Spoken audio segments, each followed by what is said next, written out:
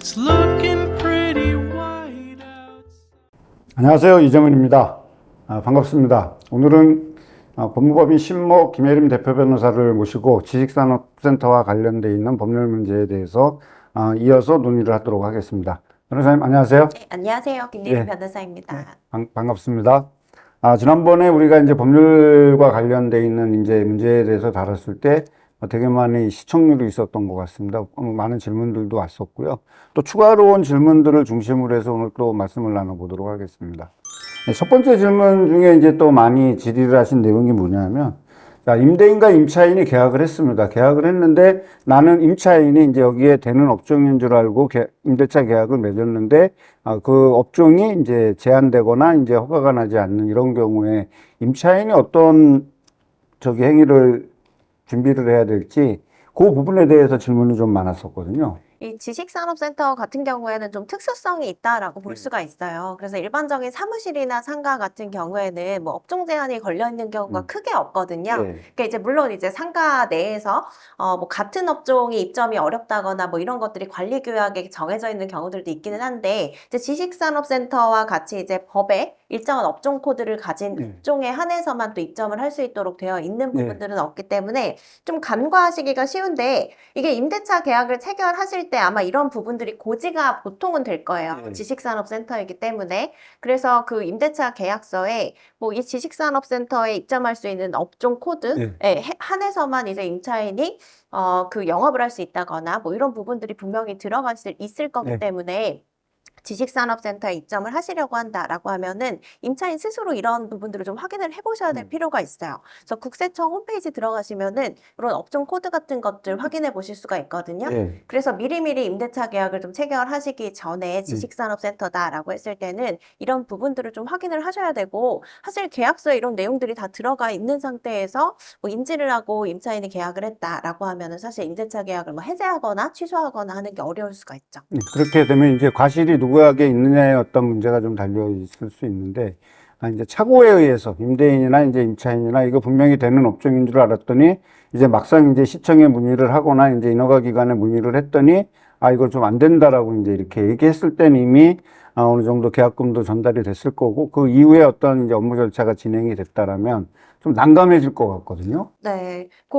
이게 사실은 계약 내용에 어디까지 포함됐느냐가 중요할 것 같아요. 그래서 임대인과 임차인이 미리 임차인이 이제 영업을 하려는 업종 있잖아요. 이 부분에 대해서 서로 합의를 하고 임대차 계약을 뭐 체결한 부분이 객관적으로 입증이 된다라고 했을 때는 이제 임차인이 이 업종을 하지 못하게 됨으로 인해서 임대차 계약을 뭐 취소한다거나 하는 것들이 가능해질 수 있게 되는 거죠. 근데 그런 상황이 아니라 이제 업종 제한이 걸려 있는 부분들을 이제 그 임대차 계약서 같은 것들에 명시를 했는데, 임차인이 그 부분을 미리 알아보지 않고 이제 가능하다라고 그냥 착각을 한 거죠. 그렇게 해서 임대차 계약을 체결했다라고 하면은 뭐 계약을 취소하거나 해제하기가 어려워진다라고 보시면 될 것 같아요. 그러면 이제 제조업을 기반으로 해서 업종 제한에 이제 걸린 것들은 사전에 반드시 이제 합의를 봐야 되는데, 만약에 이런 것들을 계약 문구로 작성을 한다라면 뭐라고 표기하는 게 가장 양쪽의 당사자한테 좀 공평하게 좀 적용이 될까요? 일단은 사실 지식산업센터라는 특성이 있기 때문에 임대인과 임차인 다 미리 업종을 좀 임대차 계약서에 기재하시는 게 명확할 것 같아요. 그래서 웬만하면 업종 코드까지 좀 검색을 해보셔서 실제로 이제 그 업종 코드까지 좀 기재를 하셔서 어떤 업종으로 활용을 할 거고, 이 부분에 대해서 임대인과 임차인이 다 인지를 한 후에 임대차 계약을 체결했다라고 하면은 좀 권리관계가 간명해질 수가 있겠죠. 네, 알겠습니다.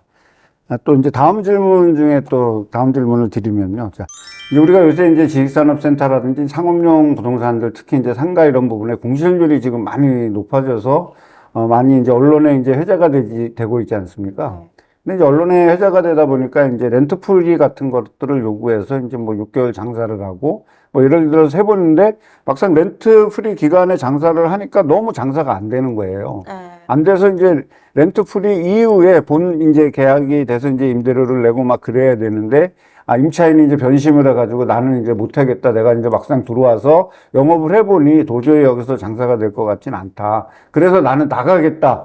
라고 이제 이렇게 주장을 했을 때, 과연 어떻게 이거를 해법이 있겠습니까? 사실 이제 임대차 계약을 어떻게 체결하셨는지에 따라서 달라질 수밖에 없어요. 근데 이제 렌트프리 기간이라는 거는 일단 임대차 계약은 체결하시고 다만 이제 월차임을 몇 달간 받지 않으시는 계약으로 보시면 되기 때문에 예. 사실은 이제 그 임대차 기간이 이미 정해진 임대차 계약인 거죠. 예. 그래서 렌트프리 기간이 딱 종료됐다고 임대차 계약 해지할 수 있는 권한이 생기는 게 아니에요, 임차인에게. 어쨌든 기본적으로 계약서상에 정해져 있는 임대차 기간을 지켜야 되는 거고, 그에 따라서 이제 렌트프리는 어떻게 보면은 뭐 차임 상당에게 혜택을 준 거다라고 볼 수가 있기 때문에 뭐 특별한 사유가 없다라고 하면 임차인이 이제 계약 해지하기는 어렵죠.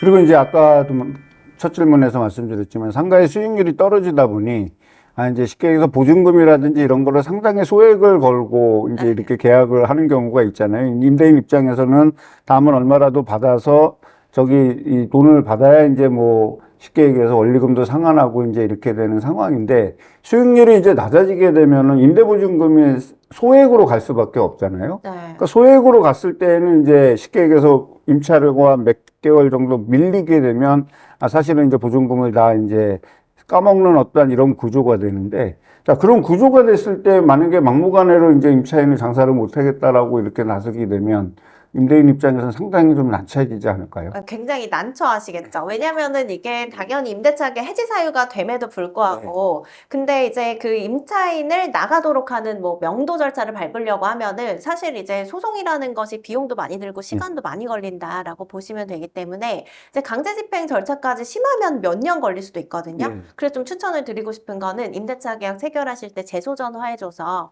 작성을 하시면은 이게 바로 이제 강제 집행할 수 있게 되는 부분들이 있어서 이제 소송 기간을 좀 줄일 수가 있어요. 그래서 이런 부분들까지 좀 미리미리 이제 서로 챙겨두시면 나중에 좀 그 무용한 절차를 반복할 필요가 없는 그런 그 이점이 있죠. 그러니까 이제 임차인들이 이제 이렇게 계약을 맺을 때 이제 임대인하고 같이 이렇게 얘기해서 재소전 이제 화해조서를 써서 이제 이렇게 한다라면 조금 이제 권리 회복을 위한 어떤 부분을 이제 이렇게 어느 정도 좀 쉽게 할 수 있겠지만 임차인들이 여기에 잘 응할까요? 지금 시장 자체가. 이게 사실 시장 현상, 네. 그 시장 그 현재 어떤 상황인지에 따라 좀 다르다라고 볼 수가 있는데 그 임차인이 사실 좀 귀한 상황이잖아요. 네. 최근에는. 그렇다 보면은 임대인 입장에서는 이제 재소전 화해조서나 뭐 이런 것들을 그 강요하기는 좀 어려울 수 있어요. 근데 다만 임차인 입장에서도 사실 그 임대차 계약에 관한 권리에 대해서 이제 판결과 같은 효력을 갖는 이제 재소전 화해조서를 작성하는 거기 때문에 어떻게 보면 이게 일방적으로 임대인에게만 유리하다라고 보기는 어렵거든요. 그래서 임차인에게도 이제 그 유리한 조항들 뭐 이런 것들을 좀 관철을 시키셔서 그 조서를 만드는 거는 사실 임차인에게도 불리할 건 없다라고 보시면 좋을 것 같아요. 네. 어쨌든 뭐 임대인이나 임차인이나 경기가 안 좋아질수록 분쟁이 또 잦아질 수도 있고 또 장사를 해서 돈을 벌어서 임대료를 내야 되는 입장에서는 이제 좀 이렇게 렌트프리 기간도 좀 충분히 주어지고 그 다음에 이제 뭐 이렇게 되면 되는데 이제 장사가 안 됐을 때는 이제 좀 많은 문제들이 생기는데 그런 문제들을 생겼을 때 이제 이 재소전 화해조서라든지 이런 거를 작성하면서 조금씩 이제 좀 뭐라 그럴까요? 리스크를 해지해야 된다라고 네. 생각이 될까요? 항상 이제 그 법적으로 소송까지 가게 되는 경우는 문구가 애매해서 서로 이제 유리한 대로 주장하시다 보니까 다툼이 발생하는 거거든요. 그래서 권리관계를 좀 세부적으로 정해둔다라고 하면은 사실 일방이 또 위반을 했을 때 이제 소송을 하기가 좀 어려운 부분들은 있어요. 왜냐하면은 그 일방이 그 위반한 게 명확할 때는 내가 어차피 소송 가도 진다라는 사실을 알기 때문에 좀 웬만하면 합의를 하려고 하는 당사자 간의 그런 형태들이 꽤 있을 수 있어서 명확하게 좀 계약서에 적어두시는 게 좋고 그리고 재소전 화해조서까지 해놓는다라고 하면은 뭐 이런 소송에 들어가는 비용이나 시간을 줄일 수가 있기 때문에 유리한 점이 있을 것 같아요. 그러면 재소전 화해조서가 법적 효력을 발휘하기 위해서는 어떻게 법률 관련된 전문가들의 어떤 입회하에서 작성이 돼야 되는 건가요? 예, 이게 그 변호사가 양쪽을 대리해서요. 그래서 법원에서 판결을 받는 것과 같다라고 보시면 돼요. 그래서 한두 번 출석을 하면 되고요. 그리고 비용도 그렇게 많이 안 들어가거든요. 그래서 참고해서 이런 그 절차가 있다라는 거를 좀 알아두시면 좋을 것 같아요. 재소전 화해조서를 적극적으로 활용을 해서 어떤 임차권 또는 임대권에 대한 어떤 권리를 보존하는 것도 하나의 그 방편이 아닌가 이렇게 생각이 듭니다. 그 다음에 이제 이 뭐 지식산업센터나 아파트나 아니면 이제 하자와 관련돼 있는 어떤 민원들이 참 많지 않습니까? 네. 뭐 지식산업센터도 마찬가지로 열심히 지었다라고는 하지만 보이지 않는 곳곳에 이제 하자가 숨어 있을 수도 있는데요. 그 숨어 있는 이런 하자들이 계약자들이 입주해서 내가 직접 거주해 보기 전에는 알 수 있는 방법이 사실 거의 없잖아요. 자, 그렇게 됐을 때 이런 민원들을 어떤 절차를 거쳐서 접근하는 것이 좀 이렇게 수분양자들한테 좀 유리한 국면이 있을까? 또 뭐 몸집이 큰 건설사를 상대로 해갖고 살려고 그러면 전문성도 좀 확보가 돼야 되잖아요. 또 어떤 게 가장 좋은 방법일까 싶은데요. 이 하자라는 거는 그 뭐 지식산업센터뿐만 아니라 뭐 아파트, 상가 지어지고 나면 없는 데가 없다라고 예. 보시면 되고요. 그 하자 정도가 좀 중요한가? 아니면 이제 그 사소한가의 차이라고 보시면 돼요. 근데 이제 대부분은 뭐 보수가 되는 수준이기 때문에 일단은 이제 그 시행사, 그래서 분양을 한 쪽에다가 이제 청구를 하실 수 있는 권리라고 보시면 돼요. 그래서 하자 보수 청구를 하시는 거죠. 그럼 이제 하자를 보수를 직접 해주거나 아니면 거기에 가름해서, 그러니까 그 이제 직접 이제 시행사가 하자 보수하는 걸 원치 않는 경우들도 있어요. 그럼 내가 원하는 업체에 맡기겠다라고 하시는 경우도 있거든요. 그런 경우에 이제 하자 보수에 들어가는 비용을 돈으로 받으시는 거죠. 네, 돈으로 받으셔서 그걸 이제 직접 이제 하자 보수를 고치는데 사용하시는 것도 가능하기 때문에 이제 보통은 이제 하자보수 청구는 아무 때나 또 청구할 수 있는 거는 아니에요. 그래서 최소 그 가장 짧은 기간이 이제 2년 정도. 그러니까 마감 공사 같은 간단한 공사들은 2년 안에 청구하셔야 이렇게 배상을 받을 수가 있어요. 보수나.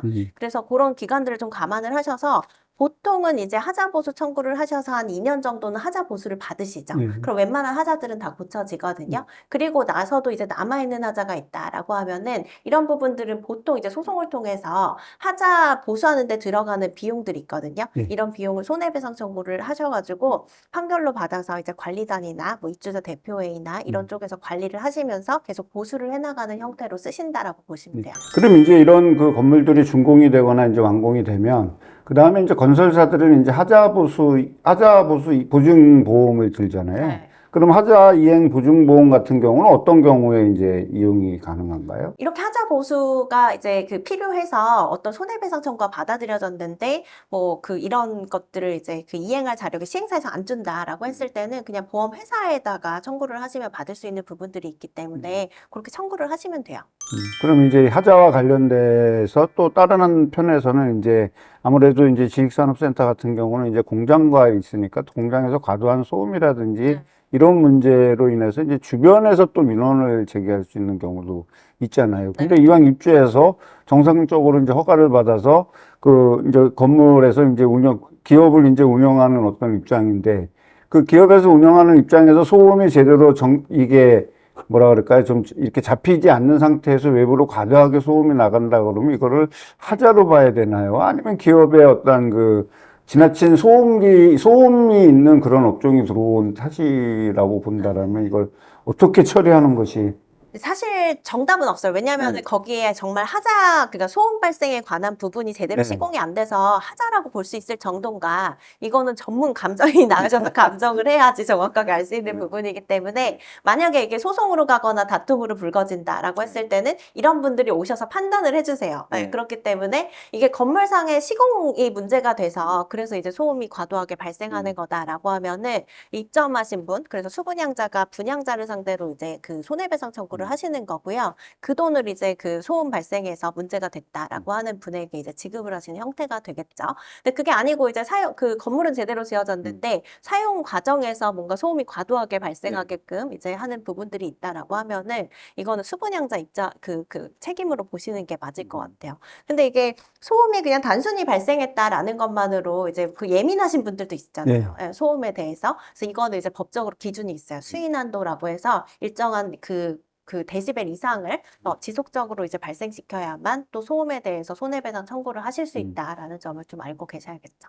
그러니까 이제 이런 하자들이 발생하면 사실 이제 그 이용하는 임차인이나 아니면 임대인이나 사실 좀 난처한 국면에 많이 처해지잖아요.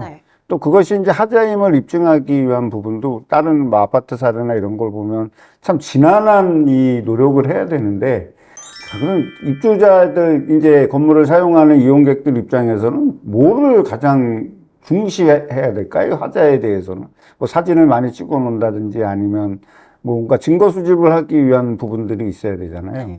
이 하자는 아까 말씀드린 것처럼 가장 짧은 거는 2년 안에 또 청구를 하셔야만 보수를 받으시거나 뭐 손해배상을 받으실 수 있는 부분들이 있는데 이거는 반드시 소송을 통해서 뭐 청구를 하시는 기간을 얘기하는 건 아니고요. 청구만 하시면 돼요. 그래서 그 입증 자료를 남겨두셔야 되겠죠. 그래서 꼼꼼하게 좀 하자를 보실 필요가 있어요. 그냥 처음에 제대로 안 보시고 나중에 이제 하자가 더 커져가지고 발견하시는 경우들도 많기 때문에 사전에 좀 꼼꼼하게 보시고 만약에 하자가 발생했다라고 하면 사진과 동영상을 다 찍어 두시는 거죠. 그리고 이제 그때그때 청구를 하시는 절차를 거치셔야지 이거를 막 묵혀두셨다가 하자가 커진 다음에 청구를 하시거나 뭐 이렇게 되면은 손해배상이 뭐 정확하게 되기는 어렵다라는 점을 좀 염두에 두셔야 될 것 같아요.